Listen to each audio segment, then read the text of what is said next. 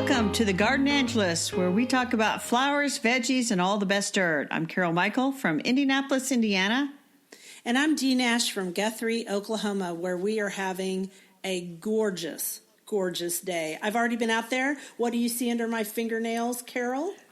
I see dirt under your fingernails. Yay! Gardening season has begun in Oklahoma. Hallelujah. Well, after a very cold day yesterday, it's going to be glorious here. And so we are just a few weeks behind you, but I feel confident we're going to get caught up. Yeah, you're going to catch up to me in no time. I am. That leads us right into our first topic, Carol. This is the time of the year that we give a little pep talk to our listeners and readers, right? Right, because you can go out there after the long winter and find that Mother Nature left a big mess for you to clean up. In fact, I would say that every winter, every spring after winter, you come out and Mother Nature has just been wreaking havoc while you've been gone.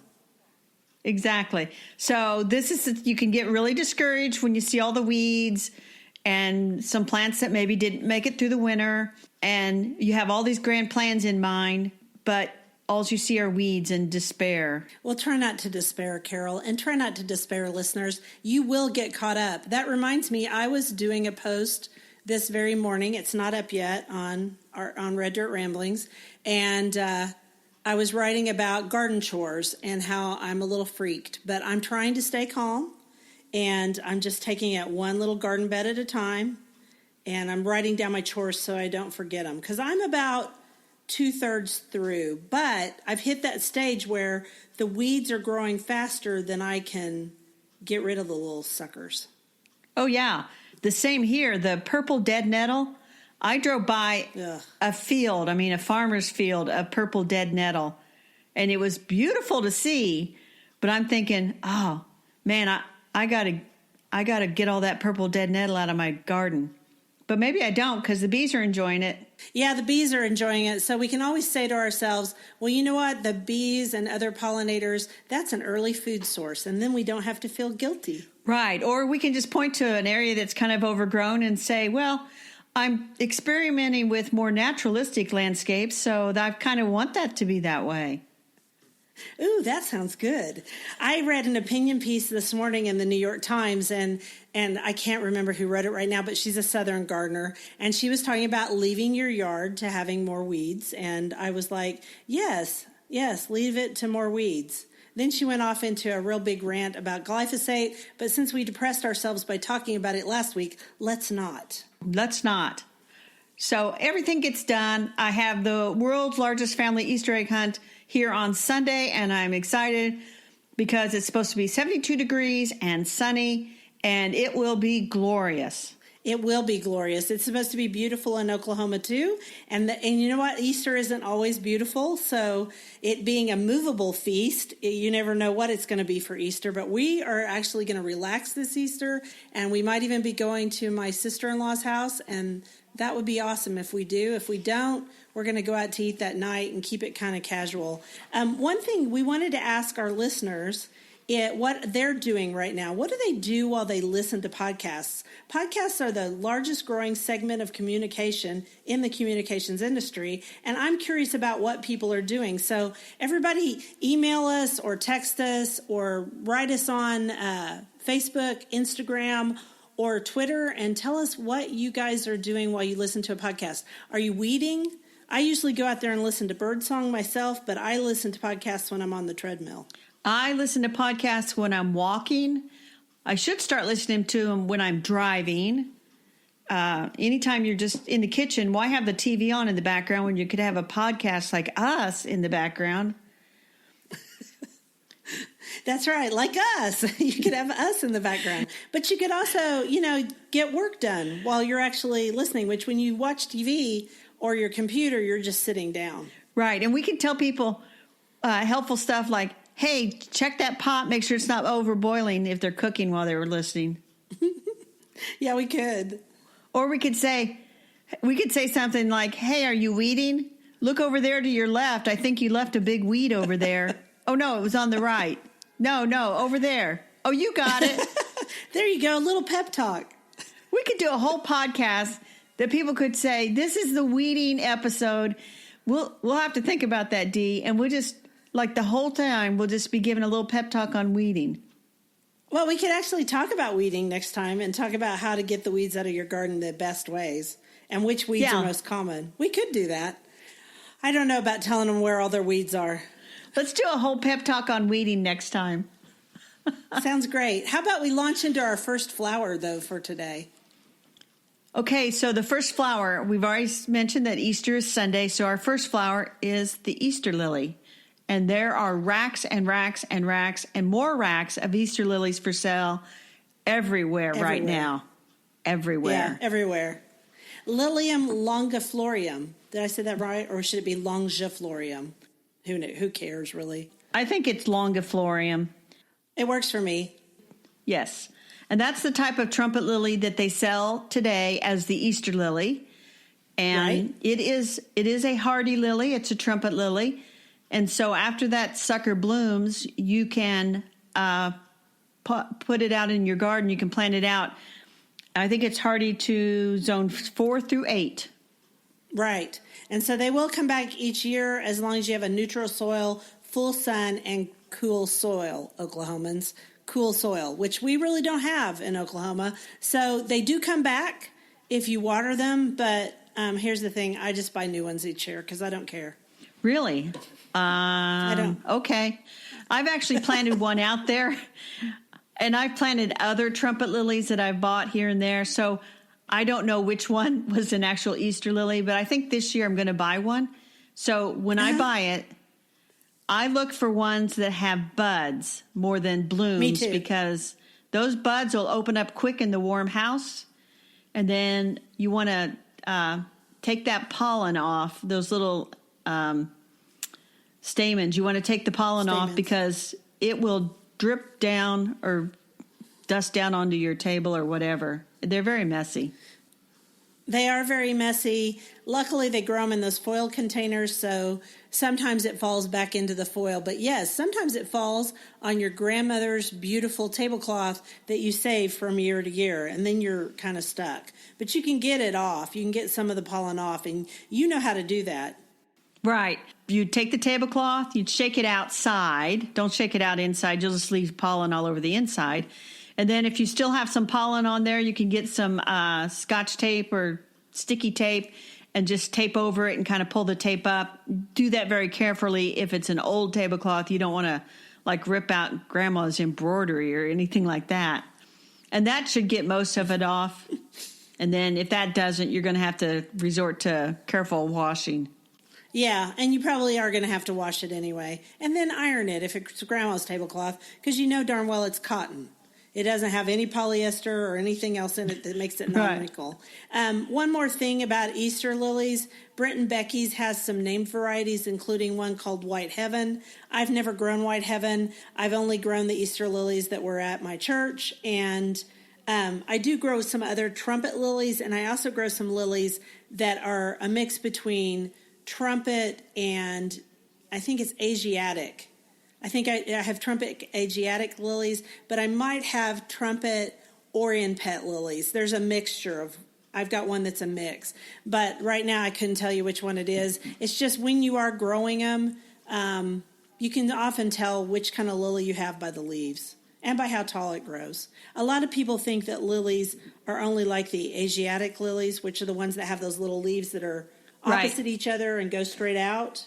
But in Oklahoma, I don't know about Indiana, we can successfully grow the great big huge Orion pet lilies, and people don't realize that. They're super easy to grow here, and thus far, as of today, as far as I know, we do not have the lily beetle. When the lily beetle comes, all bets are off, but for right now, it's pretty easy to grow almost every kind of lily in Oklahoma. The same is true in Indiana. We can grow the Orion pet lilies, no problem, and there's a nursery around the corner from me that has tons of them. And so I like to see what's in bloom and then beg them to have that one in stock because they can be very fragrant as well. Yeah, exactly. Oh my gosh, they smell so good in the middle of summer. And here they bloom in July when nothing else is blooming. And it just it perfumes the whole garden.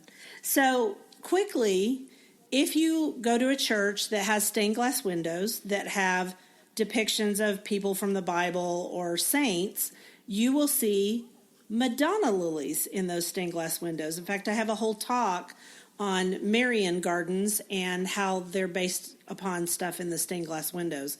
So the lily that you see in almost every window in a Catholic church, especially windows that have Mary, the Blessed Mother, is the Madonna lily.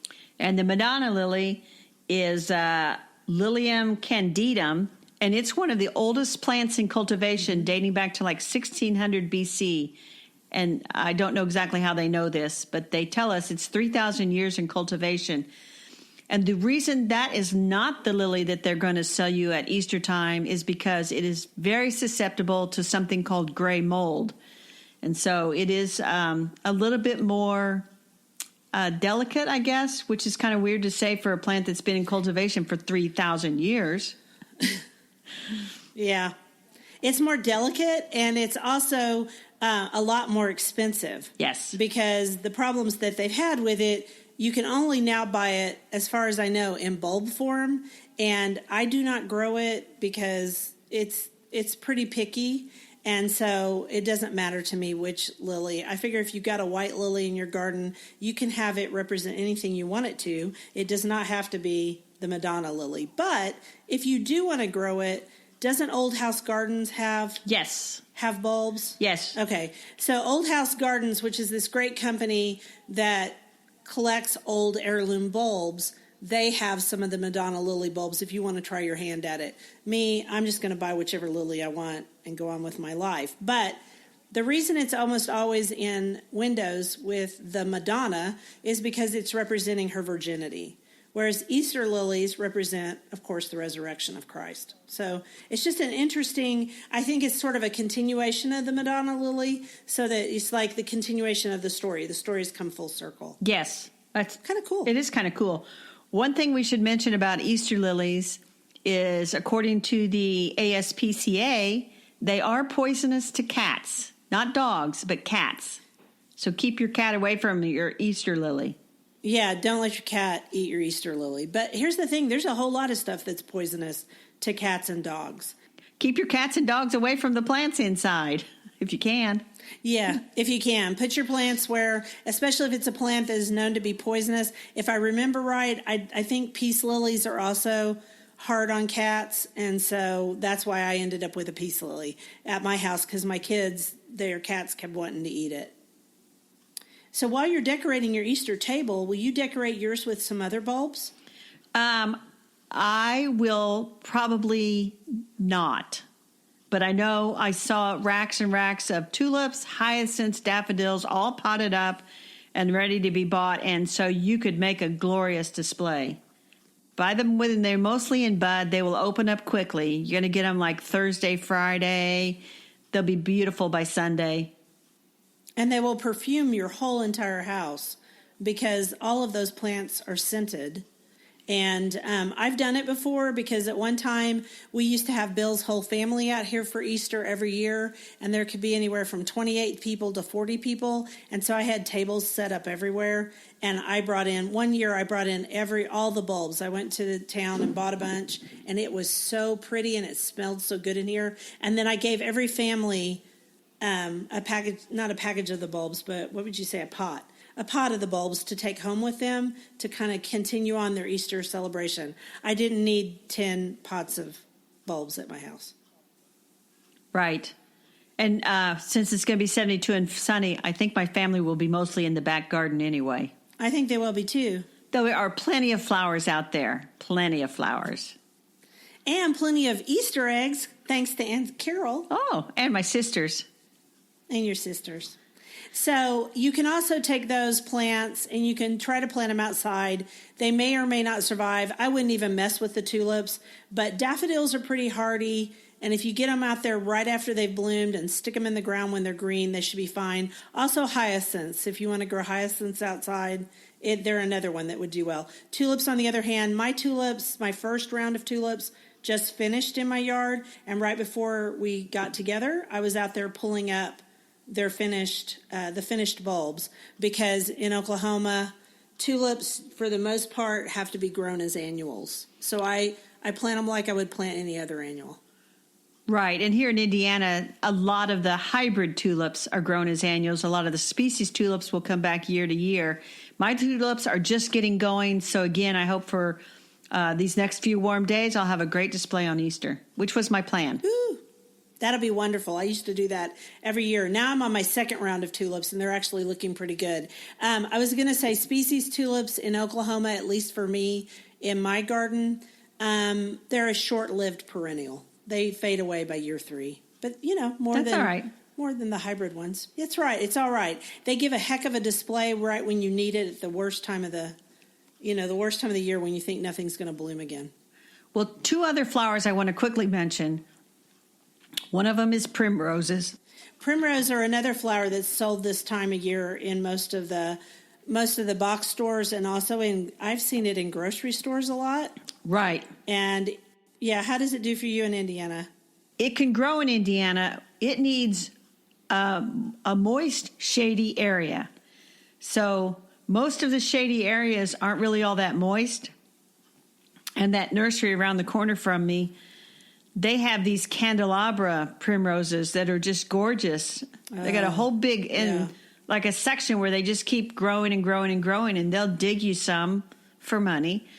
And I've dug some and then realized that I've just brought them back to a location that is not wet and shady, and so they have not done well. But they're a great potted plant. So I have a question for you. If you brought them back and you put some drip irrigation in that spot, would that make it wet enough for them that they might be happy? I don't know. I'm a big proponent of find the right spot for the plant that doesn't require you to do all kinds of fancy jiggering around with water or changing out the soil or anything like that. I just don't get into that. So I kind of looked around and I was just like, do I have a spot? And if I don't, then I'm just going to have to go to the nursery every spring and go admire their candelabra primroses. It's the best I can do. Yeah, that works for me too.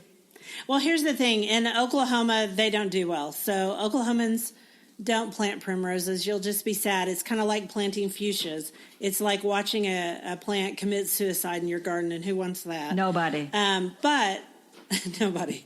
But I will say this. One of the reasons that shady areas don't tend to be wet is because of trees. Trees suck up all the moisture. They suck it all up. Even if you drip irrigate, they still suck up the moisture, because my whole entire garden is on drip irrigation, except for my very front beds, the ones in front of my house, because I live in Oklahoma and it's hotter than hell in the summer, so I have to water. But I'm with you on don't try to plant things that just hate your climate, Right. Or hate your garden. Yeah. One thing that loves my garden that's blooming like crazy, perfect for Easter, is the Lenten roses. Oh, mine too. And the best way to display Lenten roses indoors is to cut the blooms off and let them float in a bowl of water. Yeah, because then you can see their sweet little faces turned up. Right. Now, in Oklahoma, we're almost finished with the hellebores. They are pollinated by bees and ants, and so most of mine are pollinated, and as they pollinate, they start to turn green. And I know you know this, Carol. I'm just telling other people. And the thing is when they turn green, I go out there and start snipping them off, because they are very prolific reseeders. And at one time I thought that would be okay, but I've since changed my mind because I have lots of baby hellebores everywhere. And so I snip off a lot of them now. Well, and if you can catch them right before they start turning green and they're not full of pollen, they will actually last longer as a cut flower too. So that's true. Freely cut those things off, float them in a bowl of water. They'll last a long time. Yeah, because the thing that we think are petals are actually not petals at all. The flowers themselves are the little tiny structures inside, and on the outside, those are sepals. All right? Right. Yeah, the colored part, the really colored part are sepals. The part that's kind of white with the yellow pollen down in the center, those are your petals, your actual flowers. Right. And they are part of my favorite flower family, Ranunculaceae. I love how you say that. Ranunculaceae. Yeah, sometimes Latin sounds so pretty. It does. So I think we've covered enough. And we're going to talk about Ranunculaceae probably every single week because there are so many great flowering plants in that family that people want to grow in their gardens. Right. And it's the same with my favorite plant family, which is, I think, Compositae. Compositae, unless they've changed it. They changed that name back and forth, but it's the daisy family, for lack of other words, or the sunflower family. And we will talk about those all the time, too. Okay, so let's move on to vegetables. Let's do. So we were talking about lilies, which are in the Liliaceae family. And I was trying to think, were there any vegetables in the Liliaceae family that we could tie in together? And the answer is no. No, I don't think so. I looked. The onions and garlic are Amarylliaceae.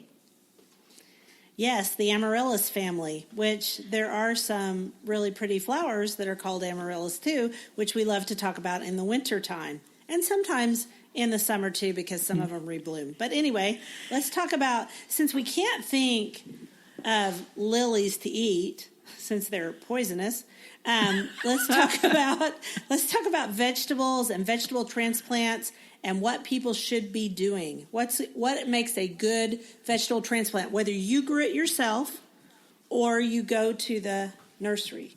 The greenhouse. The greenhouse. That's right. I go to the little greenhouse.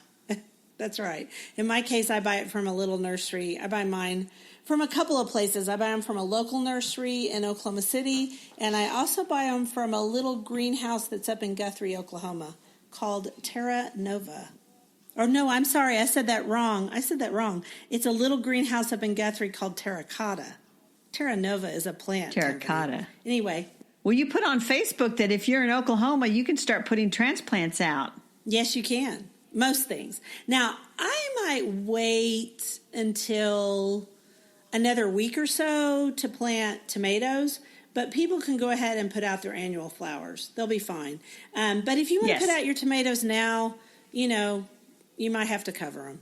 But I'm going to wait because I don't have time to mess with them right now anyway. I'm still cleaning up the garden from Mother Nature. Well, and I'm in Zone 6A, and here in colder, it is not time for tomatoes, peppers, and everything, and people will get all excited because we're going to have some warm days. But people, look at the night temperature. Yes. The night temperature needs to be 55 degrees or higher pretty steadily. One dippy night won't kill everything. But if all the night temperatures are falling below 55, tomato blossoms will just simply fall off. They're very touchy. Yeah, they are very touchy. They don't like too much heat and they don't like too much cold. So even in Oklahoma, on tomatoes, peppers, and eggplant, just wait another week or so. And if you live out west, wait another 2 weeks because out west always gets colder than the central part of the state. And watch your weather. I say that all the time. And also watch your native trees. At my house just this week, the oak trees started budding out. I know in Oklahoma City because I spoke last week at Wednesdays at Real Rogers, they had oak tree pollen everywhere. But out here, it's just begun. So watch out for that. But now you can go ahead and plant things like just regular flowers out in your garden or strawberries. You could plant strawberries right now. And you are planting strawberries. Dee, tell us about this great strawberry you also posted on Facebook. So this morning I posted about Buried Treasure Red Strawberry, and it's put out by Proven Winners. It was one of their selections, and I actually tested this plant last year. It came through summer, it came through winter just fine, and that's my actual plant that's on there. And I found more and I'm not trying to plug a particular box store because, believe me, they don't give us any money, but I found them at Home Depot because they probably have a contract with Proven Winners for the first year. So run quickly and get this strawberry because it's beautiful. It has red flowers. And how's the fruit taste? The fruit tastes just fine. I didn't get much fruit off of it last year. It was brand new, but the ones I had, they were smaller on the smaller side, but I like smaller strawberries homegrown anyway. Yeah, and even here in Indiana, I think that I would consider planting strawberries now. They're often sold bare root. It's a little bit late for bare root, but if I found the plants at Home Depot or whatever, I'd be tempted to get them and just kind of watch them. Yeah, I've got to move some lettuce around that's already grown up and do a little thinning so I can get all these strawberries I bought in there. But they're pretty and they're prolific, so that's a cool thing. We forgot to talk about what we look for in a transplant. Dee, what do we look for in a transplant? I know what I look for. Well, you go ahead and start first. Well, first thing I look for is I'm always looking for particular varieties. I'm the maniac running into the greenhouse and saying, "You got this, this, this, this, this," and they look at me and say, "You should have told us to grow that." So what's something this year that you did tell them to grow that you're looking forward to? That I did tell them to grow? Mm-hmm. Well, they better know down there at Courtyard and Greenhouse that I have to have German Johnson tomatoes. And so she always grows some for me. And if she doesn't, I have the seed and I'll just take it down there and then she'll grow it and then I'll buy it back from her. So this week we are going, I'll tell you what, let's first, before I get off track and get too excited about cultivars, plants should not be too spindly or root bound, either one. It's okay if they're a little bit of, root bound. Their roots should be white because that says they're healthy. Right. And if they are a little bit root bound in the pot and it's early in the season, just pull them out of that pot and ruffle those roots, tear them apart a little bit. You can't hurt that plant. I see people plant and they pull it out and they delicately put it in the ground. You know what? That's not what the plant wants. That just tells the plant to keep growing in a circle like it was still in the pot. Exactly. The other thing is I look for stocky young plants. I don't want a bunch of spindly growth. The section of the stem between the leaves is called the node. I don't want long nodes. I want them to be shorter. That meant they grew at a steady rate and they got good light through their growing period. Right. If you go to your greenhouse or if your plants are extremely elongated and look weird, like super tall, slim plants, that means they didn't get enough light. Now with tomato plants, that's okay because you're going to bury most of the stem anyway. Right. But with other plants, that makes a huge difference. Also, it is such a temptation when you go to the store to buy a tomato with the fruit already on it. But is that a good idea, Carol? That is not a good idea. In fact, I don't want to see blossoms on my eggplant, my peppers, or my tomatoes. Because to me, when they start to put out flowers at that young age, it means that they've been under stress. Because a lot of times the plants' reaction to stress, and I don't want to make them sound like they're people, but their reaction to stress is to reproduce themselves to keep them going. And to reproduce, they have to create a flower. So I don't want to see flowers. If I see a variety I want and they all have flowers, I will pinch those blooms off. Yeah, pinch them off when you get home.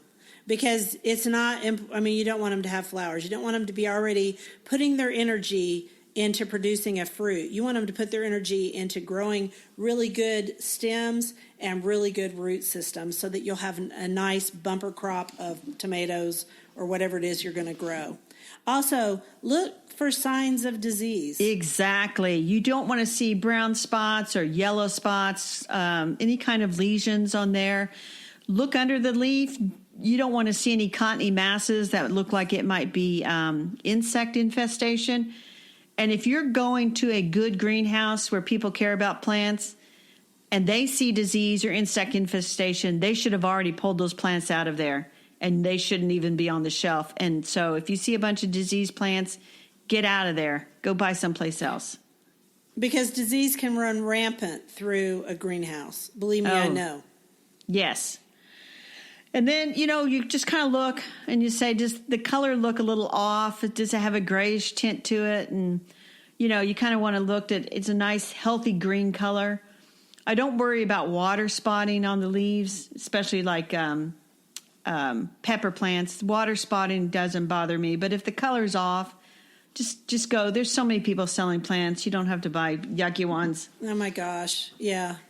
Especially vegetables. It used to be you couldn't find vegetable plants for a while, but vegetables are back in a big way. So buy the very best vegetables that you can buy, no matter what you decide to buy. Earlier, I said that you're going to bury your tomatoes all the way up the stem. That is true unless you're growing grafted tomatoes, and I'm testing several grafted tomatoes this year, so you do not want to bury it above the graft. That would be a bad plan because then you've just negated all the money you spent on your grafted tomato. And people may ask, why am I trying grafted tomatoes? I have root knot nematodes in some of my soil in my potager.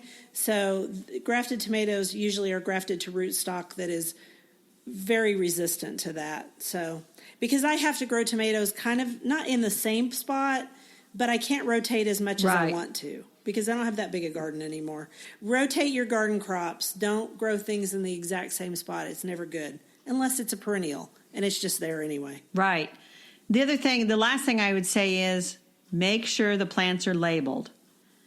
Yes. If you get home with your little pepper plant and you think you're going to get like Big Bertha green peppers, and then you've got these shrunken up little habaneros, you're not going to be a happy camper. Or you're going to make really hot salsa. One of the two. You're going to kill your children with the habaneros. You might think you're getting a cherry tomato and you got a big slicer tomato or vice versa. So make sure that they're labeled. And I like them to be individually labeled. So I do with vegetables for sure because I buy a lot of different varieties. And one of the things that I have to have every year is Cherokee Purple. I love Cherokee Purple tomatoes. I think that they're one of the best tomatoes on the planet. And so I want to make sure that one's labeled so that it gets in its own spot and also that I stake it correctly. Because if I think I've got a determinate tomato that can handle like a cage and then I put that on an indeterminate tomato because it's labeled incorrectly, that's going to be a real bummer. Right. So one thing we want to talk about too is if you got the itch and you're in my zone or warmer, you could still probably sneak in some cabbage, broccoli, cauliflower. The other day I bought seedling onions and seedling beets, which I don't know why I bought seedling beets, but they had them and I was just kind of like running in there like a crazy woman because I have to go to the greenhouse every couple of days like a crazy lady. And it just looked like something fun to try. So I did. Well, there you go. I've never, ever, I have to say, bought a beet seedling, but that's interesting. I know. And I got to go out there in a little bit and see how they're doing. I think you could also plant a little bit of Swiss chard and some kale. Yes. In your zone for yes. sure. You could still plant Swiss chard in mine too. And if you didn't get seeds in, almost everywhere has Swiss chard seedlings. Mm-hmm. It is good scrambled into eggs. It's not my favorite vegetable, but it sure is pretty in the garden. Right. So we were talking about ranunculaceae. Yeah. And one of the most poisonous plants you can put in your garden, monkshood, is part of ranunculaceae. In fact, I won't even grow it because it's so poisonous. It's poisonous to touch, right? Yes. It isn't just poisonous to, I mean, you're not going to take off a leaf and eat it because you'd die right there. But it's aconitum. And I've heard of people actually touching too much of it and getting really sick. Right. And so that segues to our dirt topic, Dee. Our dirt topic. Which is gloves. Oh, I love gloves. And a lot of gardeners we know don't love gloves. And even though I have dirt under my fingernails right now, my hands, I have problems with eczema on my hands, and gloves helps it not to flare up. That's one of the things they do. They also protect your hands from the sun. Right.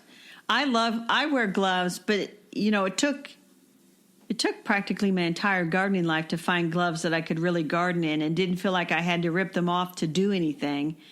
And so right. I wear branded gloves called, and we're not getting anything for mentioning these. We're just telling you our favorite gloves. I wear a brand called Mud Gloves, and the one I like is called Simply Mud. Yeah, I like mud gloves too, especially in early spring here when it's really wet because they're a little heavier. Yes. And I've got probably 5 or 6 pairs in various states around the garden that I wear. Some have holes. Some don't. They don't last forever, Dee. No, they don't last forever. In fact, mine rarely last a season. So I like the mud gloves for when it's cold, but then when it starts to get a little warmer, I like these. I have a certain brand of bamboo gloves that I wear because the bamboo is very breathable, and then it also has the rubber on the tips. The only thing I can't do in gloves anymore is I can't do seed, like really small seeds. Like lettuce and no, you have to and take your gloves off for that. I have to take them off. So, but when I'm doing heavy duty work, I also like rose gloves for when I'm printing roses. And the brand I like is probably Women's Wear. I'll put a link to that. They are really nice gloves, and they go up to the elbow, which is nice. Sometimes I even wear those when I'm beekeeping underneath my beekeeping suit. If I'm in a hurry, like I'm in the garden, and I'm thinking, I got to run out and check the bees, something's going on, I'll just throw on my suit and run out there with these gloves on. But that's not my favorite beekeeping gloves. My favorite beekeeping gloves at the moment are heavy-duty nitrile gloves, and then I also have leather beekeeping gloves. But here's what they don't tell you about beekeeping gloves. Want to know? What don't they tell you about beekeeping gloves? So bees make this substance called propolis, and propolis is the glue that they use to glue their whole hive together because they hate windy drafts. That's why they get mad at you when you open up the hive. The leather gloves get that propolis on them, and then they get sticky, and then you're trying to hold the frame, and you don't want to drop the frame because that will really hack your bees off. So I often use the heavy-duty nitrile gloves because I can really grip the frame. The only thing is, it's a little easier to get stung through nitrile, but they don't seem to want to sting you through it unless you accidentally squish one of them. And then you've killed it, so I don't blame it for stinging me. Wow. You know how I ruin a pair of gloves almost every summer? How? I have some blue dogbane, Amsonia, which is part of the Euphorbia family. And yeah, I grow that too. Well, I cut off the seed heads because it is a prolific self-sower, and that it roots itself to China. It's so deep. The roots on that plant are just an amazing thing to behold. Yeah, they are structurally extremely robust.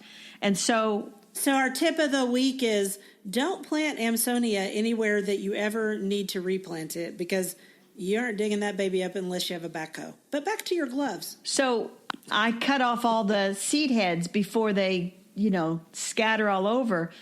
And the sap of that almost is like Elmer's glue.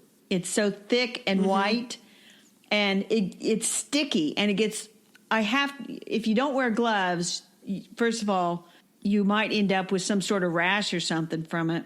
Yeah, because Euphorbia has all the euphorbias have a latex substance inside, and yes, they often give people a rash. So I put on my oldest pair of gloves, and I figure when I'm done cutting back the Amsonias, I'm just going to end up throwing that pair of gloves away. Or I get disposable plastic gloves, and use those because it's a mess.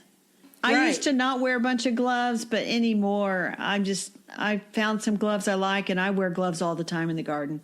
I do too now because honestly, my skin is thinner than it was when I was a young woman, and I have to protect it. And also, age shows up on your hands and sun damage faster than anything else. So I need a little help from the gloves. And gloves, also I'm dealing with roses and some of the stalks that are dead that Mother Nature left out there in the wintertime. Those suckers are really hard on your hands when you go to cut them back. Oh, yeah. Like the hydrangeas, and lots of other ones. So gloves are just my best friend anymore. And weeding is really hard on your hands without gloves. Oh, it is, because dirt is made up of rocks and other things. Exactly. So let's talk a little bit about how, even though it's hard on your hands, women who garden live longer. They do. These reports came out from the BBC initially, and so we got to trace back to the studies and everything, because we hate to just sort of like pick up on a meme that everybody's saying, oh, we're going to live longer because we're gardeners. But they did some studies, and they did find out that women who garden and thus tend to spend more time outside, tend to be more active tend to live longer. So that's why we garden. We want to live longer, Dee. No, that's not why we garden. But anyway. We garden because we can't help it. Right. It's kind of like me being a writer. I'm a writer because I have to.